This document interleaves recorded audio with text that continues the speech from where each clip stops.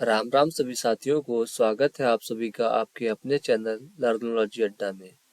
जैसा कि आप सभी को पता है, हमारी ग्राम सभा अधिकारी की फुल सिलेबस नई सिलेबस जो आई है उस पर क्लास चल रही है। पूरा प्लेलिस्ट बना हुआ है जिसमें हम ग्राम विकास की योजनाओं को देख रहे हैं। और आज हम रोज शाम को प्रैक्टिस सेट भी देखते हैं जिसमें हमारे 20 क्वेश्चन होते हैं। इस सीरीज का हमने नाम रखा है रट्टा मार। डेली 5 बजे 20-20 क्वेश्चन हम याद करते हैं, रटते हैं उसे, क्योंकि एग्जाम में डायरेक्ट यहाँ से प्रश्न पूछे जाएंगे। तो हम डेली 5 बजे रट्टा मार सीरीज चलाते हैं। और अगर आपने डेली जो हमारी वीडियो जाती है क्लासेस वाली ग्राम पंचायत अधिकारी की सिलेबस पे, फुल सिलेबस पे, उसे आपने नहीं देखी है या कुछ वीडियो आपकी मिस रह गई है तो मैं आई बटन में लिंक दे रहा हूँ, आप उस पर क्लिक कर कर सारी वीडियोस देख सकते हैं। तो आज हम 20 क्वेश्चन देखेंगे, 101 से 120 क्वेश्चन तक। तो चलिए देर न करते हुए शुरू करते हैं।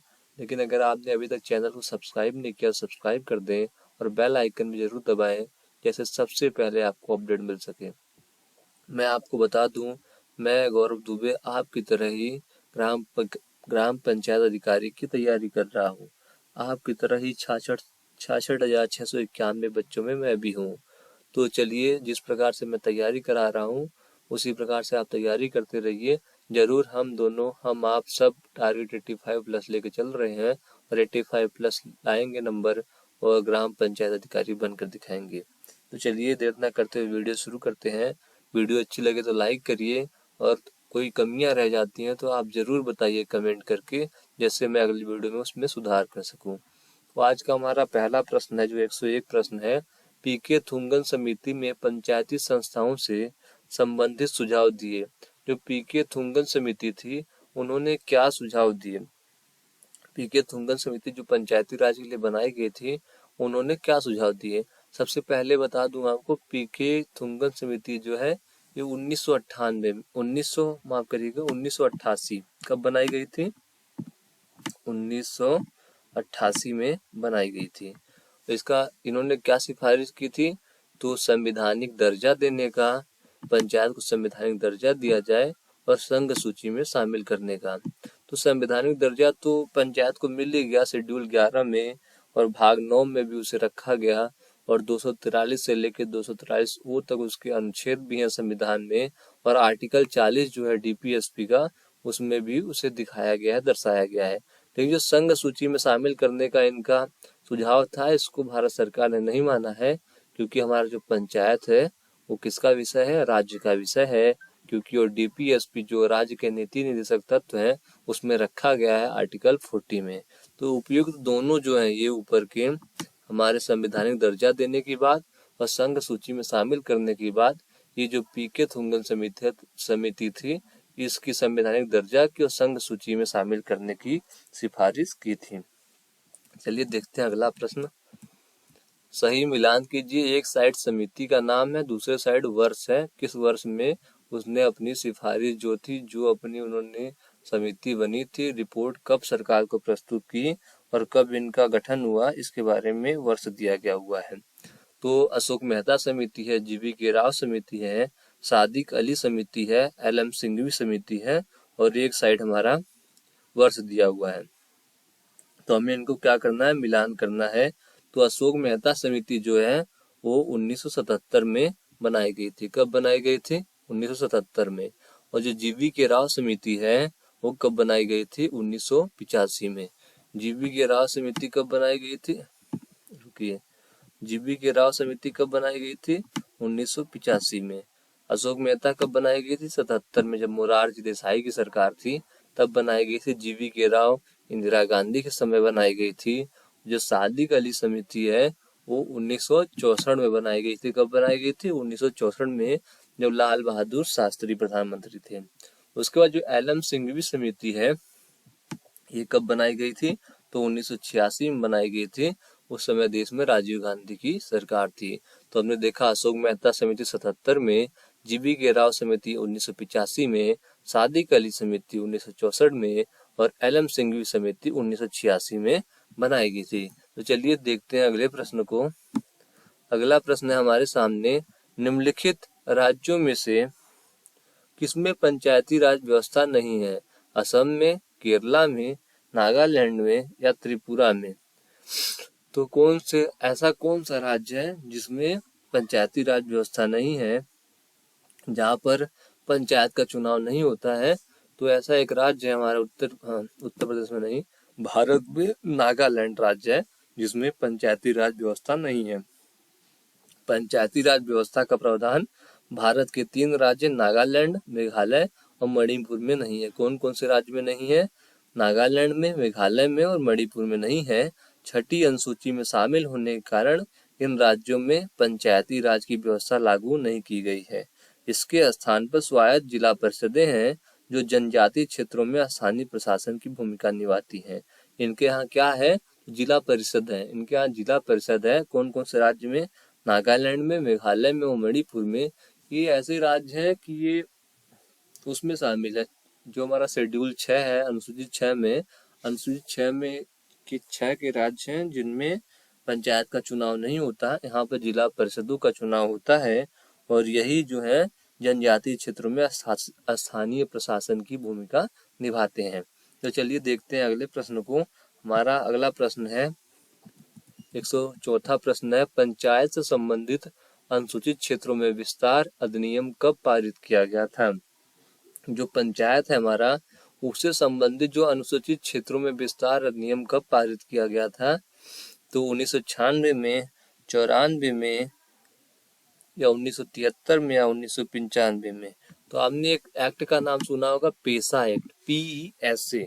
कौन सा एक्ट? पेसा एक्ट जो है हमारा, वही इस एक्ट का नाम है, हिंदी में नाम है इसका अनुसूचित क्षेत्रों में विस्तार अधिनियम, वर्ष 1996 में पारित किया गया था। इसे पेसा के नाम से भी जाना जाता है, PESA। ठीक है, इसको कब पास किया गया था? तो 1996 में। अगला प्रश्न देखते हैं। इसमें भी एक साइड समिति है, एक साइड सुझाव दिया गया हो कि इस समिति ने क्या सुझाव दिया था। इनका हमें सुमेलित नहीं है पता करना है, कौन सुमेलित सही से नहीं है।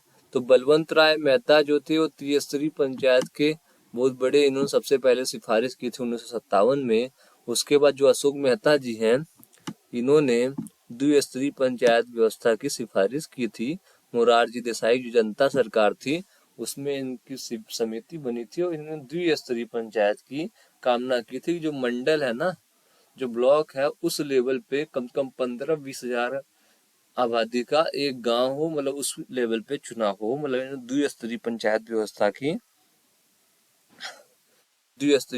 व्यवस्था की अनुशंसा सिफारिश की थी। और PK थुंगन जी है, इन्होंने राज्य सूची में पंचायती राज को नहीं, इन्होंने मांग की थी कि संघ सूची में पंचायती राज व्यवस्था को डाला जाए। तो जो तीसरा ऑप्शन है, मतलब C ऑप्शन है, ये गलत है, सही सुमेलित नहीं है। यहाँ पर राज्य की जगह पर संघ आएगा, केंद्र आएगा, तो PK थुंगन समिति भी सही हो जाएगा। LM सिंह भी संवैधानिक दर्जा मांग रहे थे और सभी के सभी संवैधानिक दर्जा मांग रहे थे। तो चलिए देखते हैं अगले प्रश्न को। हमारा अगला प्रश्न है 106 प्रश्न है, पंचायत समिति के अध्यक्ष का चुनाव कैसे होता है? प्रत्यक्ष रूप से, अप्रत्यक्ष रूप से, दोनों तरह से, या मनोनीत किया जाता है? जो पंचायत समिति का अध्यक्ष होता है, पंचायत समिति क्या है? जैसे आप अगर उत्तर प्रदेश के किसी भी गांव में रहते हैं, कहीं भी रहते हैं, 75 के 75 किसी भी गांव में, तो 75 जिलों के किसी भी गांव में अगर आपका घर है, तो आपने देखा होगा आपके विकास खंड होता है, मतलब ब्लॉक होता है, जिसे ब्लॉक कहते हैं, हिंदी में विकास खंड कहते हैं। तो वही पंचायत समिति होता है। तो पंचायत समिति का जो अध्यक्ष का चुनाव है, ब्लॉक प्रमुख का चुनाव है, और अप्रत्यक्ष तरीके से कराया जाता है। ठीक है, तो कौन से तरीके से कराया जाता है? तो अप्रत्यक्ष तरीके से कराया जाता है। इसमें डायरेक्ट जनता वोट नहीं देती है। इसमें जो क्षेत्र पंचायत सदस्य होते हैं, BDC जिसे बोलते हैं, वो वोट देते हैं और अपने अपने विकास खंड के अध्यक्ष को चुनते हैं। चलिए देखते हैं अगला क्वेश्चन।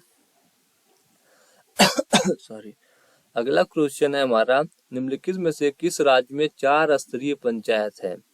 त्रिस्तरीय पंचायत नहीं, 4 स्तरीय पंचायत किस राज्य में है? तो जो हमारा राज्य पश्चिम बंगाल, इसमें 4 स्तरीय पंचायत व्यवस्था है। कितने स्तरीय पंचायत व्यवस्था है?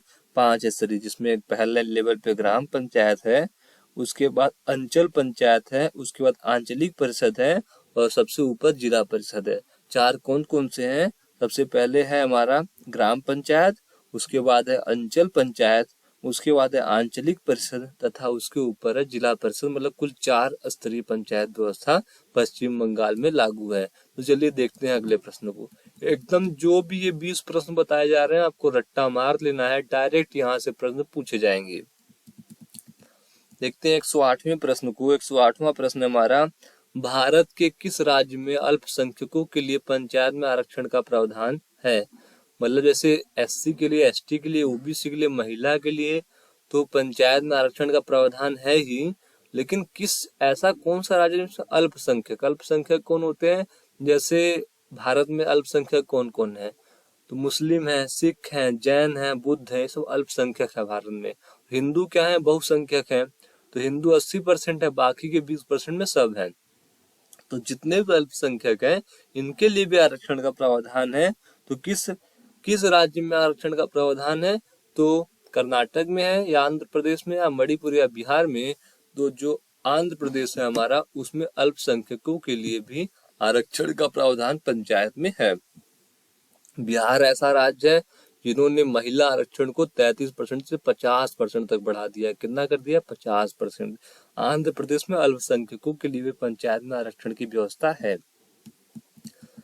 चलिए देखते हैं अगले प्रश्न को।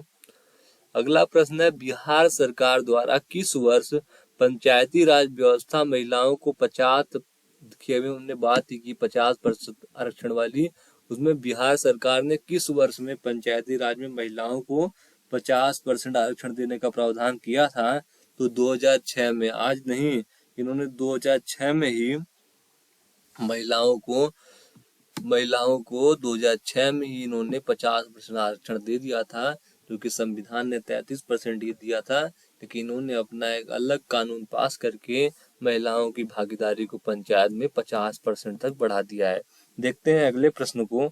अगला प्रश्न है, जिला पंचायत अध्यक्ष का चुनाव कौन करता है? जिला पंचायत के सदस्य, क्षेत्र पंचायत के सदस्य, ग्राम सभा के सदस्य या लोकसभा के सदस्य?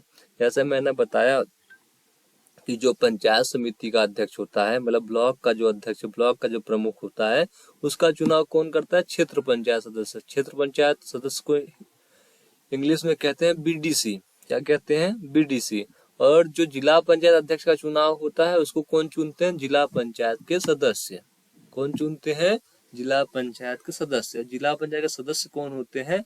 मान लीजिए एक ब्लॉक में कम से कम नहीं तो छह वार्ड बनाए जाते हैं। ऐसे 6, 5, 6, 7 वार्ड बनाए जाते हैं, जो आबादी के हिसाब से कम 25-30 गांवों का एक समूह होता है, उसमें से एक जिला पंचायत का सदस्य बनता है। और ये चुनाव जो होता है जिला पंचायत सदस्य का चुनाव प्रत्यक्ष रूप से जनता द्वारा होता है। ये जो जिला पंचायत अध्यक्ष का चुनाव होता है अप्रत्यक्ष चुनाव है, इसको जिला पंचायत के सदस्य अपना गुप्त रूप से वोट देके मतलब चुने जाते हैं। अगला प्रश्न देखते हैं। 111वां प्रश्न हमारे सामने, ग्राम सभा की कार्यकारी संस्था है ग्राम पंचायत, पंचायत समिति, क्षेत्र पंचायत या उपयुक्त सभी? तो आप बताइए कौन सा है? ग्राम सभा की कार्यकारी संस्था कौन है? जो हमारा ग्राम सभा है। ग्राम सभा का क्या मतलब होता है? जो भी 18+ है और जिनका भी नाम निर्वाचन मतदान जो सूची है, जो वोटर लिस्ट है, अगर उसका नाम उस लिस्ट में है गांव के, तो ग्राम सभा का सदस्य है। और ग्राम सभा का कार्यकारी संस्था क्या है?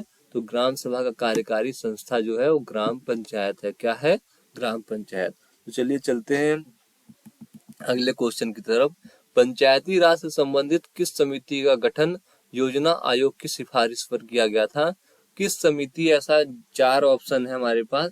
ऐसी कौन सी समिति है जिसका गठन जो किया गया था? जो योजना आयोग, जो अब नीति आयोग बन चुका है, वो पहले योजना आयोग था। योजना आयोग मतलब प्लानिंग कमीशन। किस समिति की जो सिफारिश थी जिसे बनाने का प्लानिंग कमीशन ने सिफारिश की थी? तो कौन सा समिति था?